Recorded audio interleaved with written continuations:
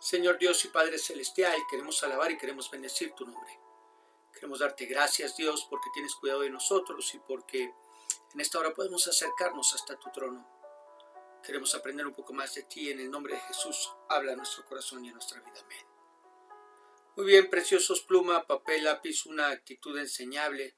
Vamos a necesitar el día de hoy para el tema que el Señor tiene que enseñarnos. Vamos a hablar acerca del engaño del marcionismo. El engaño del marcionismo. Y vamos a la Biblia, 2 de Timoteo 3:16, que dice: toda la escritura es inspirada por Dios y útil para enseñar, para redarguir, para corregir, para instruir en justicia, a fin de que el hombre de Dios sea perfecto e enteramente preparado para toda buena obra. Y recuerdo muy al principio de nuestro cristianismo que había partes de la Biblia que no leíamos simplemente porque no las entendíamos o que nos parecían inútiles. Que el Señor me perdone, pero de verdad así fue. Porque yo pregunto, ¿cuántos de nosotros no nos saltamos las genealogías en nuestro calendario de lectura? Y nos las saltamos porque para nosotros no tenían ningún interés saber quién fue hijo de quién. Si bien nos hubieran dejado hacer nuestra propia versión de Biblia, le hubiéramos quitado esas porciones, ¿no es verdad? ¿O cuántos nos apasionamos con el libro de Cantar de los Cantares? Otro libro que no entendíamos y que preferíamos saltarnos y que también hubiéramos cortado, hubiéramos dejado fuera del canon bíblico. Bueno, el día de hoy vamos a hablar de otra de las muchas doctrinas heréticas de principios del cristianismo que hizo lo que nosotros hubiéramos hecho si nos lo hubieran permitido. ¿Qué hizo? Cortó las partes que no le gustaron e hizo su propia versión de Biblia. El marcionismo toma su nombre de su fundador, un hombre llamado Marción que nació en el año 85 en la provincia de Ponto, en la costa del Mar Negro. Este hombre era hijo de un obispo, de un religioso de la iglesia cristiana, así que creció perfectamente familiarizado con la doctrina y escritos del Antiguo Testamento y las cartas apostólicas que existían. Pero tenía un problema. Él, de manera personal, no podía creer que el Dios del Antiguo Testamento fuera el mismo al que el Señor Jesucristo llamaba papá, o llamaba padre, o Abba. Él no podía creer que ese Dios que manifiesta a través de la historia de Israel, que aborrece el pecado y que no tiene por inocente al que es culpable, un Dios que permanece airado, que permanece enojado ante el pecado de la humanidad, fuera el mismo Dios lleno de amor y misericordia que Jesucristo vino a enseñar, que Jesucristo vino a mostrar, a revelarnos. ¿Qué hizo? Fácil. Quitó casi todo el Antiguo Testamento, hizo su propia versión del Evangelio de Lucas y editó las cartas apostólicas para que su Biblia solo hablara de un Dios de amor. Todos los pasajes que hablaban en contra del pecado y sus consecuencias, todos los pasajes que hablaban de cómo es que la ira de Dios se derramaba y derramaría sobre una humanidad pecadora, fueron cortados. Solo se dejó lo que mostrara un Dios de amor, misericordia y bondad. ¿Qué le parece? Ahora, ¿qué dice la Biblia de esto? Pablo, escribiendo a Timoteo, le dice que toda, no una parte, no solo lo que nos gusta, no solo lo que entendemos o nos hace sentido, dice, toda la escritura es inspirada por Dios y útil. Lo que quiere decir que aún esas partes que no nos hacen sentido, como en muchos de nosotros lo son las genealogías o el libro del Cantar de los Cantares, no importa. Toda la Biblia ha sido inspirada por Dios y toda la Biblia es de utilidad, aunque en este momento a mí no me lo parezca. Esto es lo mismo que a muchos de nosotros nos pasaba cuando éramos pequeños y comenzamos a ir a la escuela y nos preguntábamos ¿qué caso tenía aprender matemáticas si todo se resolvía teniendo una calculadora en la mano? ¿Para qué aprender a sacar raíz cuadrada o elevar algún número a alguna potencia o aprender a hacer operaciones con fracciones? Pero al paso del tiempo y con los años, nos hemos dado cuenta de lo útiles que son las matemáticas aún en nuestra vida diaria. Así nos pasa con la Biblia. Hay cosas que en este momento quizás no pueda entender por qué lo dice y qué caso tiene que esté. En verdad, hay cosas que quizás no podemos entender por qué dice eso y qué caso tiene que esté esa porción. Pero al paso de los años nos iremos dando cuenta de la utilidad que tendrá cada pasaje, cada historia, incluso las genealogías que tanto nos desagradan. Piense que si no fuera por ellas, jamás hubiéramos podido comprobar que efectivamente el Mesías, el Cristo, nuestro Señor Jesús, nació de descendientes del rey David. Porque tanto María como José descendían de la casa de David, cumpliendo de esta manera con lo que los profetas habían hablado acerca de él.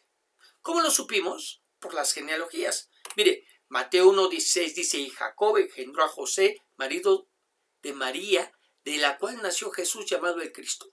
De manera que todas las generaciones, desde Abraham hasta David, son 14, desde David hasta la deportación de Babilonia, 14, y desde la deportación de Babilonia hasta Cristo, 14. Así fue como nosotros pudimos comprobar que el Cristo, que nuestro Señor Jesucristo, descendía a través de su madre que lo trajo en el vientre de la casa de David. Pero quizás a estas alturas todavía alguien se esté preguntando, bueno, pero ¿qué tiene de malo lo que hizo Marción? Bueno, el verdadero problema de quitar aquello con lo que no estoy de acuerdo o no me gusta de la Biblia es, en primer lugar, realmente no creo, cuando lo hago realmente no estoy creyendo que sea la palabra inspirada por Dios y que tenga alguna utilidad. Por eso la quito. En segundo lugar, no estoy respetando la integridad, es decir, la unidad de la escritura, ya que solamente escojo partes de un todo. Y en tercer lugar, solo me estoy quedando con parte de la verdad, lo que la convierte no en una media verdad, sino en una gran mentira. Lo que realmente estaba haciendo Marción es crear a un Dios a su imagen y conveniencia. Mire, piense en lo que le sucede a las personas que después de tener un noviazgo se casan con esa persona. Quizás durante el noviazgo hubo cosas de la pareja que no tuvo oportunidad de conocer. Sobre todo porque así como nos arreglamos para ver a la persona que nos interesa, de la misma manera nos ponemos la mejor cara y el mejor carácter. Nadie comienza a ver a la persona que le interesa recién levantado o levantada, con la cara hinchada, sin gota de maquillaje, con el cabello hecho un desastre y aliento de dragón. Nadie, se lo aseguro. ¿Qué hacemos? En el peor de los casos vamos con la mejor actitud, pero ¿qué pasa con la persona una vez que se casan? Ahora es cuando realmente se conocerán. Ahora es cuando van a descubrir quiénes son en la realidad y en la intimidad. El mal carácter tarde que temprano saldrá. Los malos hábitos serán descubiertos. El mal aliento a la mañana siguiente de la boda se manifestará. Será entonces que la persona conocerá los dos lados de la moneda, cuando realmente conocerá a su pareja. El chico recién salido del seminario se casa con la chica que está a cargo del coro en su iglesia local después de un corto noviazgo. Él está consciente que no se casó con la chica más agraciada, pero tiene una voz que cautiva a cualquiera. Pero el día de la boda ella se ve preciosa en su vestido blanco y muy bien maquillada.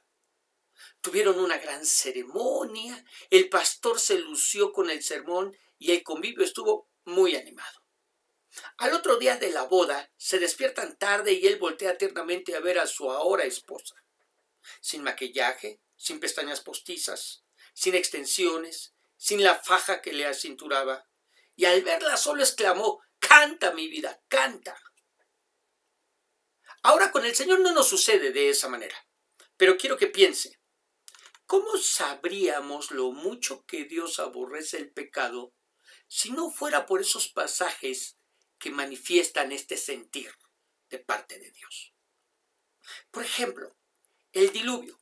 Esa historia que contamos a nuestros hijos nos enseña lo mucho que Dios odia el pecado y las consecuencias de vivir bajo su yugo, bajo su dominio. Pero también nos enseña que tenemos un Dios misericordioso en la persona de Noé y sus hijos, a quienes salvó y a través de quienes salvó a la raza humana y gran parte de la creación. ¿Se da cuenta?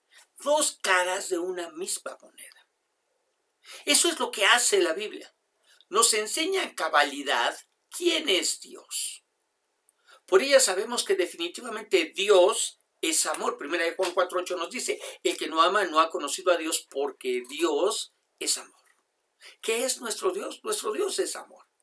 Pero de la misma manera conocemos que, aunque Dios es amor, también tenemos un Dios que es justo y que de ninguna manera considera inocente al que es culpable.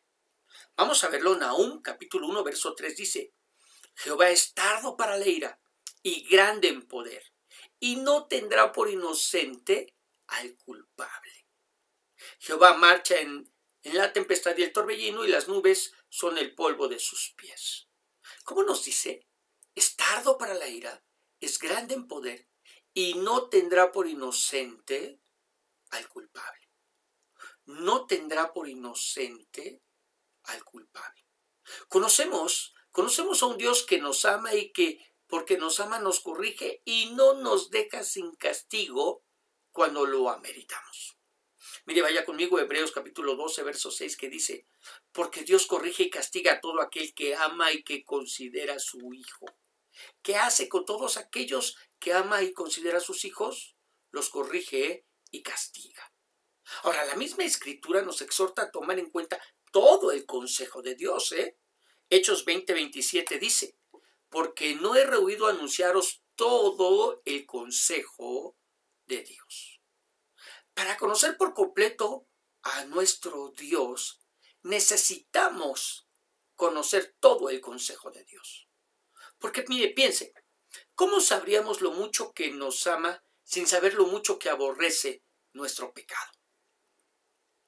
Y que para que tú y yo no fuéramos condenados por lo que sí hicimos, por nuestros pecados, no íbamos a ser condenados por los pecados de alguien más, sino íbamos a ser condenados por nuestros pecados.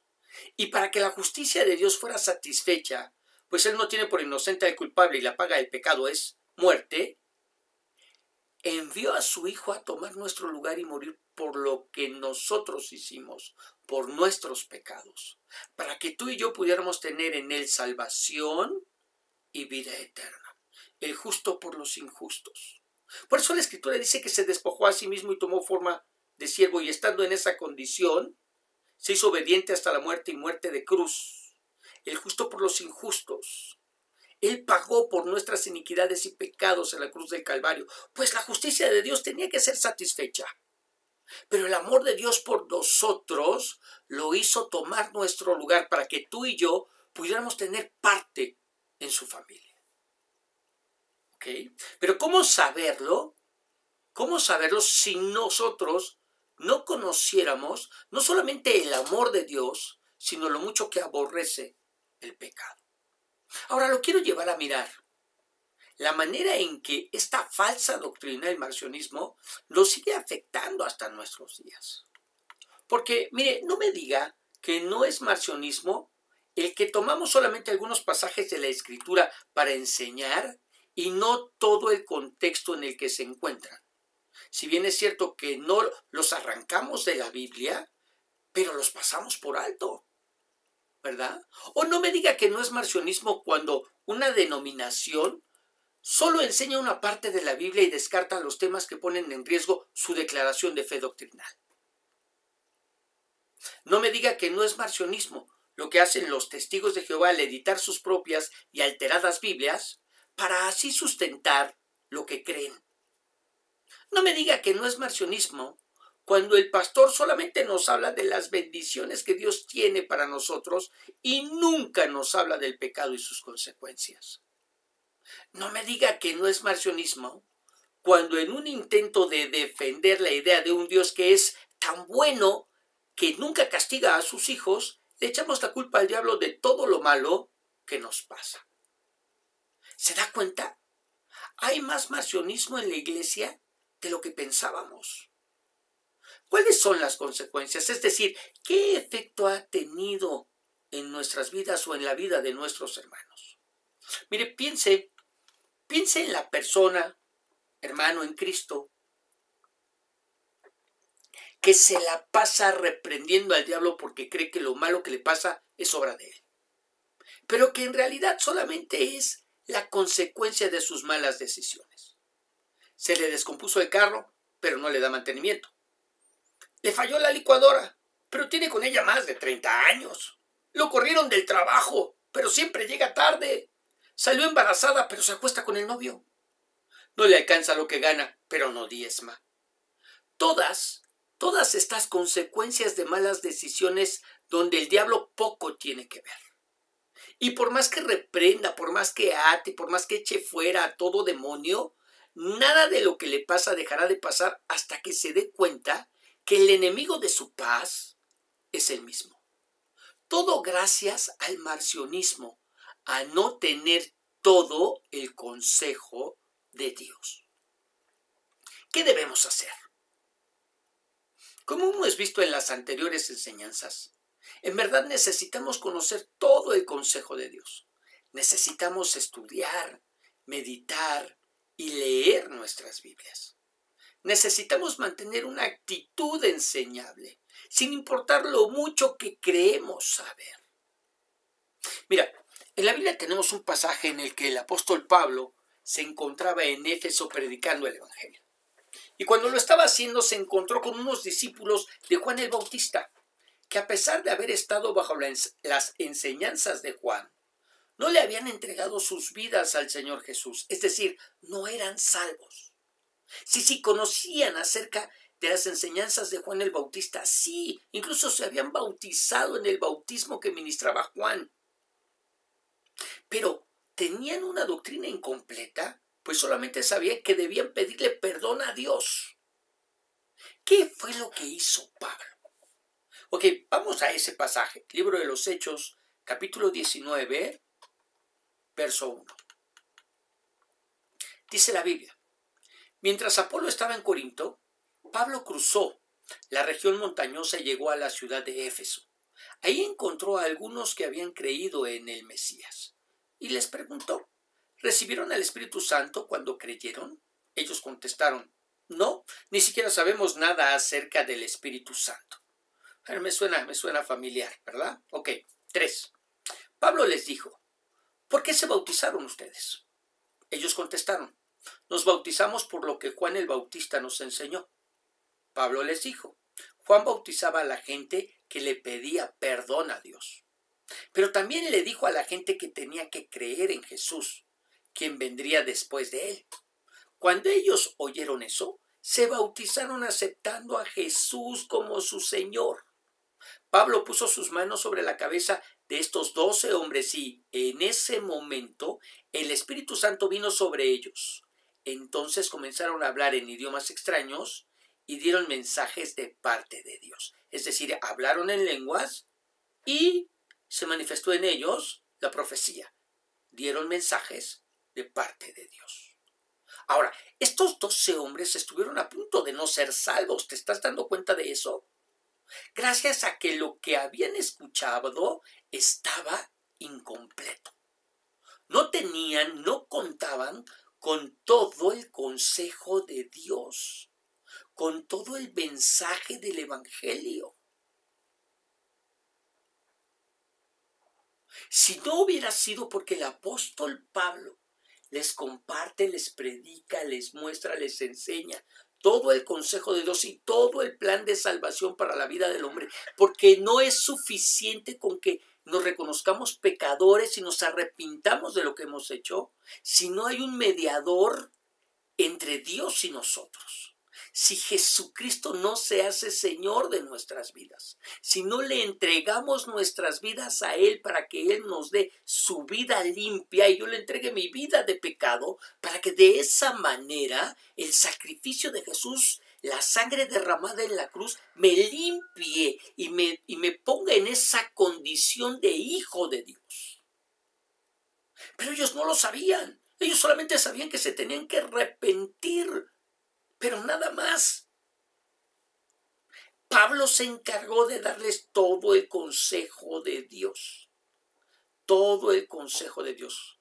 De manera que, ¿qué es lo que necesitamos hacer? Aprendamos de los errores que otros cometieron y tengamos cuidado de no caer en ellos. Recordemos lo que la misma Biblia nos dice. En Oseas 4:6 dice, mi pueblo fue destruido porque le faltó conocimiento. ¿Cuál es el resultado de un conocimiento incompleto? Destrucción y no bendición. No hay bendición en la ignorancia, y eso quiero que nos quede claro, aún más claro el día de hoy.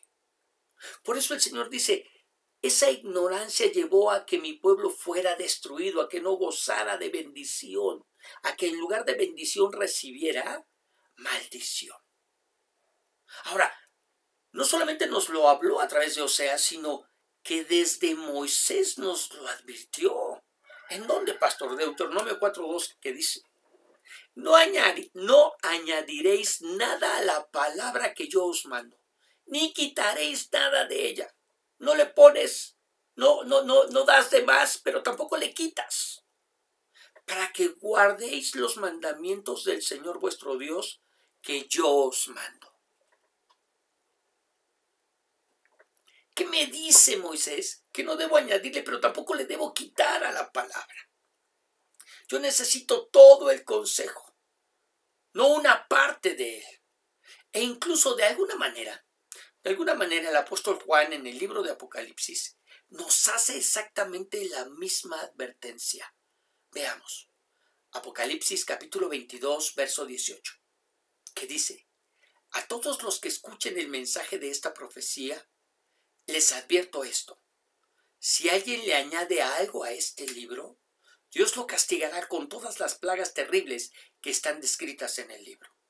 Y si alguien le quita algo al mensaje de esta profecía, Dios no lo dejará tomar su parte del fruto del árbol que da vida, ni lo dejará vivir en la ciudad santa, como se ha dicho en este libro. Es decir, el que nosotros compartamos, prediquemos, llevemos todo el mensaje de Dios, lo único demostrará es que somos de esos escogidos desde antes de la fundación del mundo, de esos que tomarán del fruto del árbol de la vida, de esos que viviremos en la ciudad santa, de esos que fuimos apartados precisamente para formar parte de la familia de Dios. Así que necesitamos todo el consejo de Dios, y los que somos salvos necesitamos compartir, predicar, llevar todo el mensaje que el Señor nos ha dado. El problema que nosotros miramos el día de hoy en nuestras iglesias es que se está sacrificando el mensaje del Evangelio. Es que la gente, como nos lo advirtió el apóstol, tiene comezón de oír, pero de oír las fábulas, de oír los cuentos, de oír lo que la gente quiere escuchar.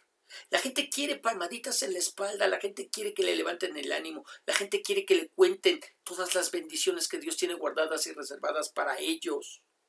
Pero la gente no quiere saber que Dios desea no solamente bendecirlos a través de anunciarles todas las promesas que tiene, pero también los quiere bendecir a través de corregir sus vidas, de corregir lo que es deficiente, de poner en el camino aquello que se está saliendo.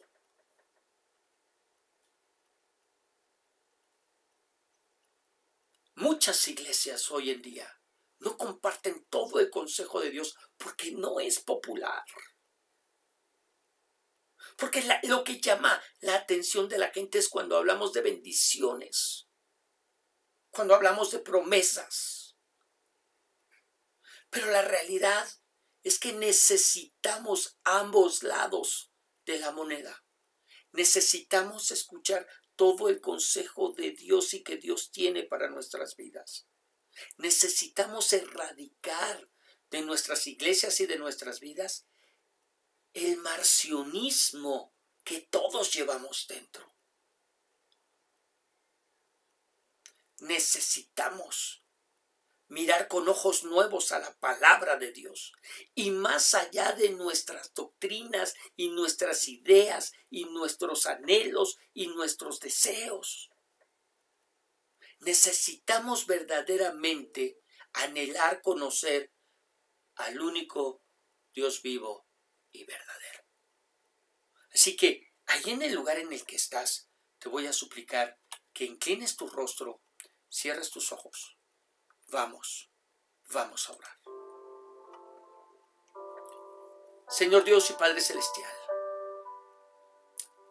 Necesitamos, en verdad necesitamos acercarnos a ti, acercarnos a tu palabra, acercarnos a la Escritura y leer nuestras Biblias de tapa a tapa, estudiarlas, meditarlas, escudriñarlas por completo. Gracias, Señor, porque tenemos varios años leyendo año con año nuestras Biblias completas. Gracias porque incluso has puesto en nosotros esa inquietud, ese anhelo, ese deseo por conocerte, estudiando libro por libro, verso por verso. Señor, en el nombre de Jesús,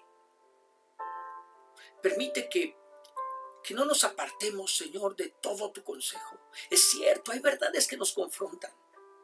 Hay verdades que hacen, que provocan que aquello que sabíamos lo pongamos en tela de juicio.